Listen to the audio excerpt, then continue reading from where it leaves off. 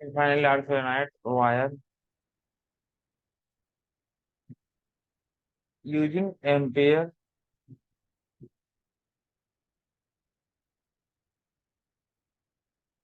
Circuital law. ये important है board के लिए भी।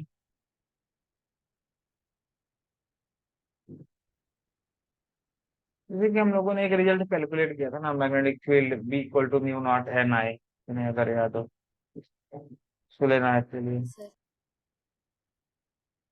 और इसमें बोला था कि जो मैग्नेटिक फील्ड की डायरेक्शन होगी along the axis of solenoid होगा। यहाँ पे हाँ तुम्हारा सर। जो एन था इसको बोला गया था नंबर ऑफ टर्न्स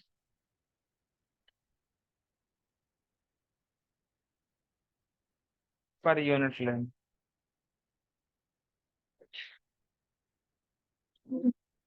ठीक है ना।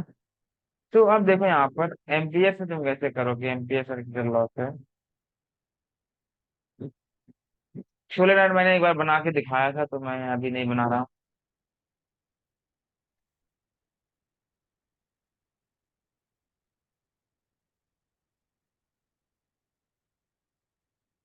ये और मान लीजिए इसकी मस्त एक्सेस है।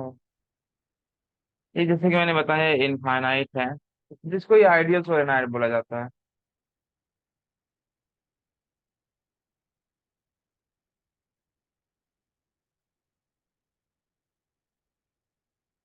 और मान ले यहाँ पे डायरेक्शन है आउटवर्ड, करंट की डायरेक्शन है ये।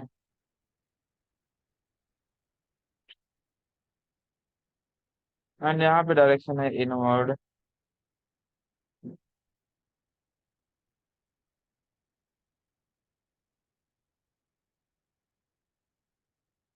करंट है आई इसमें। ठीक है ना। लेंथ इसकी मान लिया मैंने एल। और तुमको इस पॉइंट पे मैग्नेटिक फील्ड बताना है, ये पॉइंट यही इतना है आपके पास। तो इसके लिए जो एम्पियर लूप ड्रॉ करोगे वो कुछ ऐसे होगा।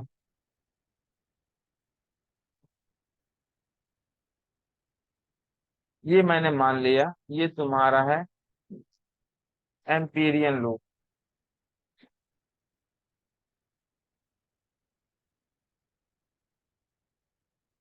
ठीक है ना। इसको क्या बोल दिया गया है, this is the Amperian loop. और इस एम्पीरियन लूप की ये लेंथ को हटा दो अभी। इस एम्पीरियन लूप की लेंथ को मानते हैं L। इस एम्पीरियन लूप की लेंथ को कितना मान लो, एल मानो। ठीक है ना। अच्छा, एम्पीरियन लूप की कुछ डायरेक्शन भी होती है, तो डायरेक्शन वो हम लोग मार्क करते थे, तुम्हें याद हो तो वो चीज पहले मैग्नेटिक फील्ड की डायरेक्शन चेक करते थे। यहाँ पर थंब रखो, तो इस पॉइंट राइट पी साइड पे आएगा। मैग्नेटिक फील्ड की डायरेक्शन राइट साइड आएगी। ये हुआ। तो मैं बोल सकता हूँ कि ये एम्पीरियन लूप की डायरेक्शन हो गई। ठीक है ना। अच्छा, तो यहाँ पर देखो, यहाँ पॉइंट पी पे ये तुम्हारा डायरेक्शन हो गया ये डीएल का, मतलब डीएल लेंथ लेना पड़ेगा ना एक छोटा सा। ये हाँ डीएल हो गया तेरा। अब यहाँ पर इस पॉइंट पे बताओ। अच्छा, इसको ऐसे लिख देता हूँ मैं, ए बी, ये सी, ये डी। ए बी का तो तुमने कर दिया। डीएल की डायरेक्शन हमेशा, चाहो तो लिख लो, direction of DL vector always taken in the direction of amperian loop. Right. तो डीएल की डायरेक्शन यहाँ पर अगर तुम देखोगे तो यही रहेगी। और यहाँ पर इस पॉइंट पे मैग्नेटिक फील्ड की डायरेक्शन क्या ये है, राइट। और जरा यहाँ पर बता दो मुझे, यहाँ पर डीएल की डायरेक्शन ये हो गई। और यहाँ पर जो मैग्नेटिक फील्ड होती है आउट ऑफ द सोलेनोइड वो जीरो होती है। ठीक है। यहाँ पर तुम बोल सकते हो कि सर ये होगा मैग्नेटिक फील्ड की डायरेक्शन, एंड ये डीएल की डायरेक्शन हो गई। यहाँ पे देखो मैग्नेटिक फील्ड और डीएल वेक्टर के बीच का जो एंगल है वो 90 डिग्री है। यहाँ पर भी 90 डिग्री है। तो यहाँ पर मैग्नेट जो तुमको मैग्नेटिक फील्ड मिलेगा वो जीरो मिल जाएगा, यहाँ पर भी जीरो मिलेगा, बिकॉज कॉस 90 जीरो हो जाएगा ना। समझे कि नहीं। हाँ सर। तो यहाँ पर मैं क्या बोल सकता हूँ, पहले तो मुझे ये जो तुम्हारे पास में एम्पीरियल लूप बनाया है तुमने, इसके अंदर में कितना करंट होगा वो बता दो। N is the total sorry number of turns per unit length, और कैपिटल एन को क्या बोलते हैं हम लोग, it is the total number of turns.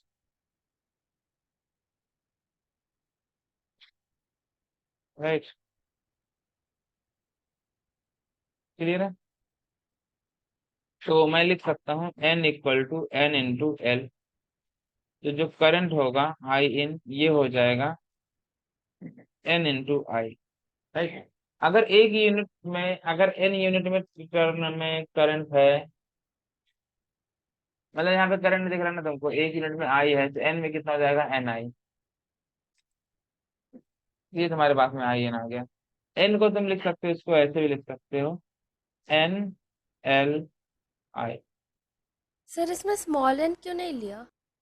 ये लिया ना यहाँ पे। हाँ सर, मतलब कैपिटल एन इंटू आई क्यों किया? वो तो मतलब जितना एरिया हमने लिया है उतनी का करना है ना। Capital n total number of turns है ना उसके ऊपर, तो टोटल नंबर ऑफ टर्न्स में तुमको देखना पड़ेगा ना कितना करंट है। अच्छा, हाँ हाँ हाँ, समझा। हाँ, तो जो एम्पीरियन लूप है वो उसके लिए। बस। सर वो तो स्मॉल एन क्या है? Small n is the number of turns per unit length. अच्छा, ओके। ठीक है ना। तो जो एम्पीरियन लूप है मैंने उसके अंदर मान लिया है कि जो टोटल नंबर ऑफ टर्न्स है वो कितने हैं, कैपिटल है। ठीक है। तो अब देख यहाँ पर क्या लिख सकते हो तुम, v dot D l equal to mu naught I n. Right, तो v डॉट डी एल का मतलब क्या हो जाएगा, ए बी सी डी,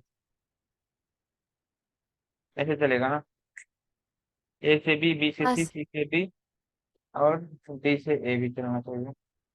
यहाँ पर ए भी लिख देखेंगे, एक लूप में घूमना। तो इसको जब तुम एक्सपेंड करोगे तुमको मिल जाएगा बी डॉट डी एल और ए से B plus B dot D L B से C plus B dot D L B से सी के बाद सी से डी आ जाएगा तेरा, plus B dot D l d से ए इक्वल टू कितना हो जाएगा, म्यू नॉट आई, इनको क्या मैं लिख सकता हूँ एन एल आई, पहले एन आई लिख लेते हैं। हाँ चलो ये बता, ये कितना होगा, बी और डीएल के बीच में एंगल कितना है, ए से बी में 0 डिग्री, 0 डिग्री। और डीएल को इंटीग्रेट करोगे तो लेंथ ए बी है एल, ये तेरा तो हो जाएगा सिंपल बी एल। ये इंसान, यहाँ पर बी और डीएल जीरो के बीच में एंगल कितना है, जीरो जीरो डिग्री ये तुम्हारा नाइन्टी हो डिग्री जाएगा जीरो। 90 डिग्री। हाँ, बहुत अच्छी बात है, थीटा 90 डिग्री। सी से डी, यहाँ पर बी आउट जीरो है, ये जीरो हो जाएगा।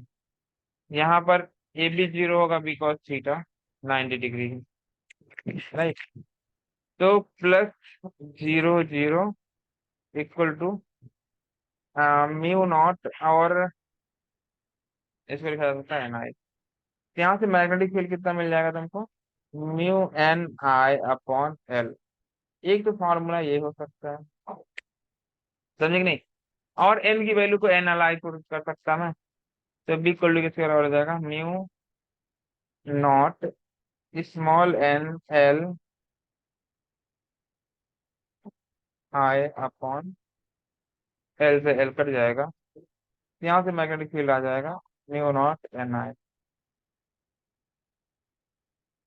बहुत इंपॉर्टेंट है ये।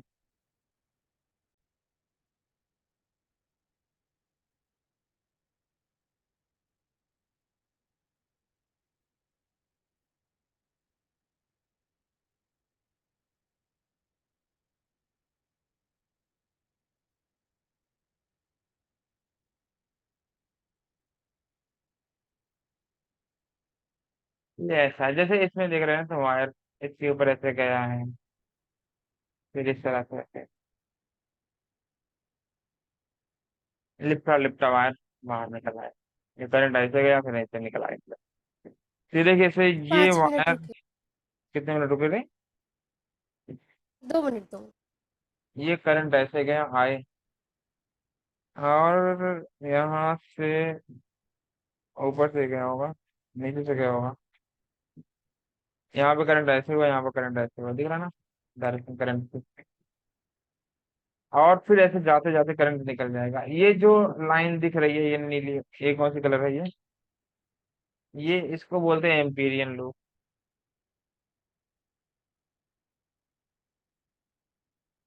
और अगर ये तुम्हारा एम्पीरियन लूप हो गया है,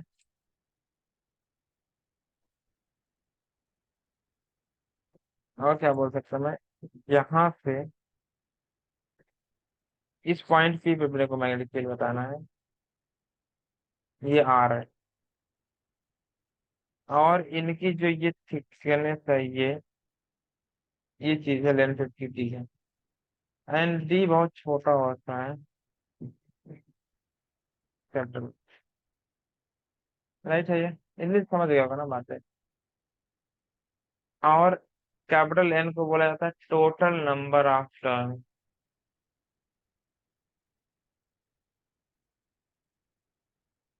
ठीक है तो।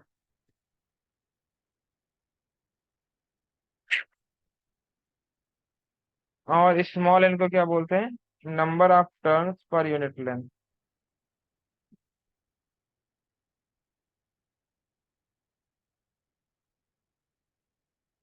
तो देख, कैपिटल एन या स्मॉल एन,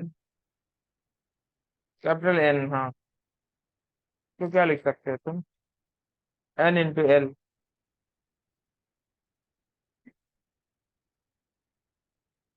और एल किसके बराबर हो जाएगा अगर ये number of turns per unit length है? स्मॉल एन, एल को क्या लिख सकते हो यहाँ पर? क्या मैं एल को लिख सकता हूँ 2 पाई आर, राइट? हाँ सर। लेंथ सरकमफेरेंस का लेना पड़ेगा ना। हाँ सर। हो गया सर। अब यूज कर लो तुम, क्या यूज करना पड़ेगा? हाँ। B dot D l equal to mu not an I, right? ये जो है ना आई एन। हाँ सर। हाँ। ओके, यहाँ से तुमको मिल जाएगा बी डॉट डी एल कितना हो जाएगा तेरा? 2 पाई आर म्यू नॉट, और एन को लिख सकता हूँ मैं, पहले तो ऐसे लिख दो, म्यू नॉट एन आई। यहाँ से मैग्नेटिक फील्ड मिल जाएगी mu not an I upon 2 pi r. एक तो कभी कभी ये फार्मूला भी तुम्हें पता होना चाहिए, इसके बेस से ही पूछ लेते हैं। बाकी इसको फर्दर सॉल्व कर सकते हो, एन को तुम ये लिख सकते हो, तो लिख दोगे तो क्या मिल जाएगा तुमको? Mu naught small n I. Small n into 2 pi r into I upon 2 pi r. यहाँ से मैग्नेटिक फील्ड मिल जाएगी तुमको म्यू नॉट एन आई, वही सोलेनाइड वाली।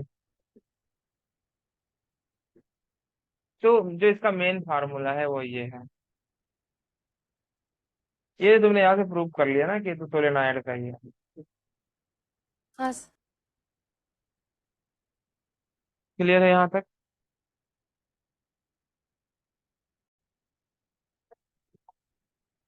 ये ऑब्जर्वेशन 1, और इसको मैं बोल देता हूँ ऑब्जर्वेशन 2। अच्छा, और भी करेंगे। यहाँ पे मैंने क्या बोला कि जो डायरेक्शन है मैग्नेटिक फील्ड की वो इनसाइड द प्लेन है, वो चीज जरूर लिख लेना। और ये मैंने क्रॉस क्रॉस दिखाया, मतलब इतने रीजन में मैग्नेटिक फील्ड की डायरेक्शन इनवर्ड है। अब यहाँ पर क्या कर रहा हूं मैं, एक चार्ज लिया हूँ क्यू, यहाँ पर एक चार्ज रखा है जो कि रेस्ट पर है। ये ऑब्जर्वेशन है, तुमने ऑब्जर्व किया है मैग्नेटिक फील्ड में एक चार्ज रखा क्यू, और ये कैसा था? रेस्ट पे था। तो जब चार्ज रेस्ट पे था तो इस मैग्नेटिक फील्ड की वजह से इसने कोई भी फोर्स एक्सपीरियंस नहीं किया, ठीक है ना? तो यहाँ पे क्या लिख सकता हूँ, व्हेन चार्ज क्यू